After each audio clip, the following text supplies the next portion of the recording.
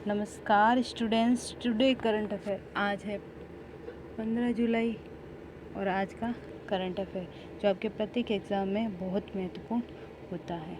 देखिए, ईरान ने भारत को चाबार रेल परियोजना से अलग कर दिया है।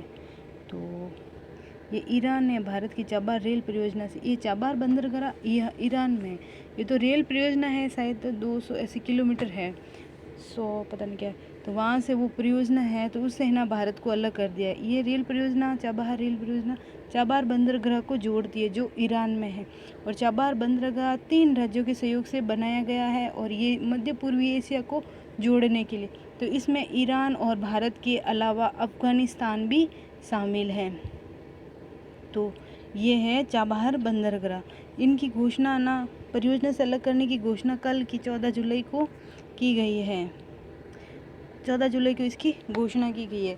इस घोषणा के तहत ईरान रेल परियोजना को भारत की आर्थिक सहायता के बिना ही पूरा करेगा और भारत ने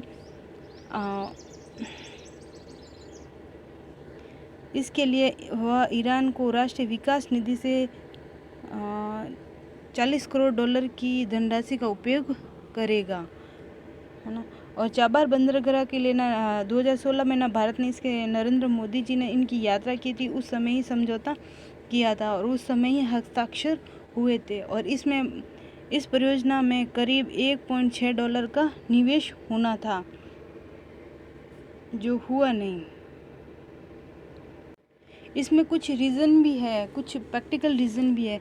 तो अभी हाल ही में क्या है कि भारत यूएसए फिर अमेरिका की तरफ बहुत ज़्यादा वो है झुकाव, अमेरिका की तरफ यूएसए की तरफ बहुत ज़्यादा झुकाव है। तो यूएसए की तरफ झुकाव होने के कारण ईरान वाले यूएसए से थोड़े नाराज़ हैं। तो इससे ना ईरान के वो जो भी है, उन्होंने ना अब भारत से वो इनडायरेक्टली रूप में कहा कि भाई है ना, हम ना भारत से वो संबंध नहीं रखेंगे। और ये चीन के सहयोग से कर रहा है। तो वो ये विश्व युद्ध की वो वाली बात यहाँ पे हो रही है। तो ये सब अपने अपने हित देख रहे हैं, तो ईरान भी अपना हित देख रहा है, तो वो सब है। और ईरान है ना अमेरिका से क्यों नाराज़ है, क्योंकि अमेरिका ईरान पे वो वर्चस्ववाद, हेगेमनी वाला वो रखता है, तो इसीलिए वो इससे भी नाराज़ है ईरान। तो ये सब विश्व वर्ल्ड लेवल की बात है। इसरो के प्रमुख हैं के सिवान। के सिवान को 2020 के वॉन कर्मन अवार्ड से सम्मानित किया गया है। देखिए, इसरो के प्रमुख के सिवान है, उनको ना वॉन कर्मन अवार्ड से सम्मानित किया गया है।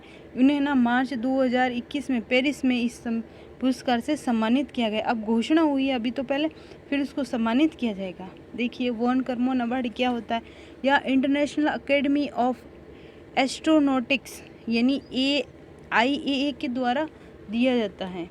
यह पुरस्कार अकादमी का सर्वोच्च पुरस्कार है, जो ये क्या बोलते हैं इसको, इंजीनियरिंग क्षेत्र में दिया जाता है।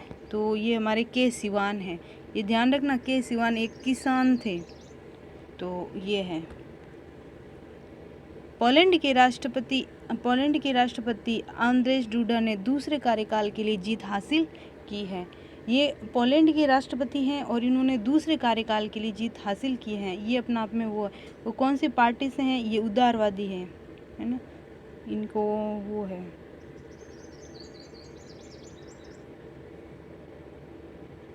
ये देखिए, बहुत शानदार है। अमेरिका लगातार दूसरे साल भारत का सबसे बड़ा व्यापारिक साझेदार बना है। तो इससे पहले कौन था, इससे पहले चीन था, अब अमेरिका वापस बन गया। तो ये सबसे बड़ा है। और ये इसमें ना 2019-20 में अमेरिका के भारत के द्विपक्षीय व्यापार में 88.75 अरब अमेरिकी डॉलर रहा है, जो पिछले की तुलना में ज़्यादा है। तो ये देखिए, टॉप लेवल पे तो यूएस से आ गया, अमेरिका आ गया। का सेकंड नंबर कौन होगा, सेकंड नंबर हमारा चीन होगा। तो अब ये ऐसे क्वेश्चन आते हैं, तो फर्स्ट यूएस से सेकंड चीन होगा। देखिए, भारत और ये चीन द्विपक्षीय व्यापार है ना, ये 2018-19 में ज़्यादा था, फिर बाद में इसका फिर बाद में अब 19-20 में अमेरिका का ज़्यादा है। तो एक सेकंड, सॉरी, देखो, अमेरिका 2018-19 में चीन को छोड़कर भारत का शीर्ष व्यापारिक देश बन गया है। आंकड़ों के मुताबिक चीन 2013, 17, 18 तक भारत का सबसे बड़ा व्यापारिक साझेदार था। और चीन से पहले की बात करें ना तो संयुक्त अरब अमीरात सबसे बड़ा व्यापारिक साझेदार था। नाबार्ड ने कर्नाटक में जल विभाजन परियोजना के अनुदान को मंजूरी दे दी है। तो नाबार्ड ने 298 जल परियोजनाओं के लिए 298 जल परियोजनाओं के लिए करीब 2 करोड़ 222 करोड़ का अनुदान की मंजूरी दी है। और इससे है ना 66,500 परिवारों को 3 लाख हेक्टेयर भूमि का लाभ पहुंचेगा। इस परियोजना में ये परियोजना क्या है, इसमें फसल है, फसल की उत्पादकता है, मृदा है, जल संरक्षण है, इन सबको बढ़ावा मिलेगा। और खासकर कोविड-19 के दौरान जो युवा हमारे बेरोजगार युवा थे उनको सबसे ज़्यादा राहत मिलेगी। तो ये अपने आप में बड़ी वो है उपलब्धि है। देखिए, विश्व व्यापार संगठन ने WHO ने संयुक्त राष्ट्र व्यापार सम्मेलन द्वारा वर्ल्ड ट्रैफिक प्रोफाइल्स 2020 जारी किए। यानी 2018 तक के विभिन्न प्रकार के जो 18% विनिमय वस्तुओं का शुल्क है उसके मार्ग में भारत में जो आयात हुआ था वो उसके बारे में कुछ हुआ है। तो उसमें है ना औसतन प्रशुल्क दर से कितने होने के वो चांसेस हैं वो बातें बताइए। तो पहले है शुल्क मुक्त माफ़ है। तो ये है शुल्क मुक्त मास का शुल्क, ये वस्तुओं के प्रवेश की अनुमति है उन निर्यातक देशों को प्रदान किया जाए जिनके माध्यम से भारत व्यापार समझौते जैसे आसियान देश के साथ है। तो आयात ये ना वर्ल्ड ट्रैफिक प्रोफाइल में दिए गए आंकड़े के ऐसे आयात को रोकने के लिए जो भारत में मुक्त व्यापार समझौता FTA की गठन की समझौता की समीक्षा की मांग कर रहे हैं वो है।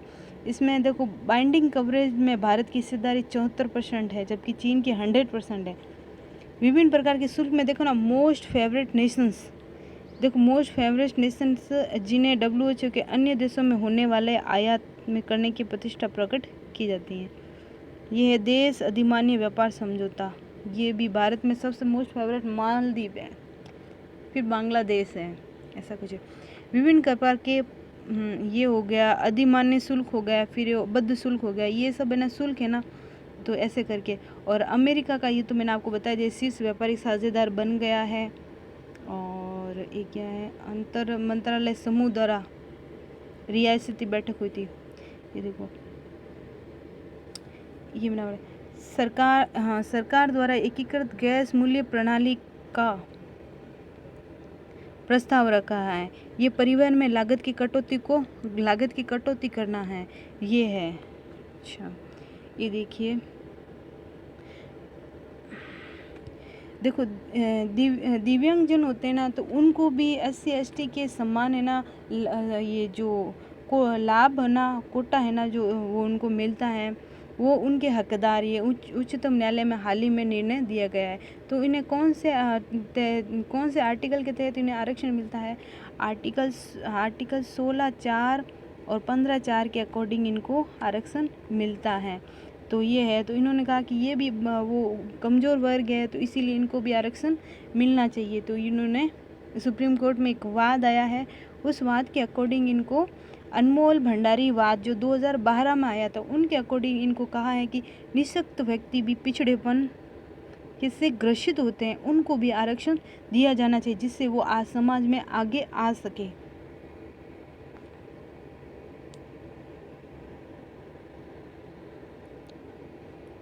देखिए लोक अदालत में छत्तीसगढ़ पहला राज्य बन गया है संपूर्ण रूप से। एक है वाहन पोर्टल है, ये वाहन पोर्टल वाहन से रिलेटेड है, इलेक्ट्रॉनिक वाहन से।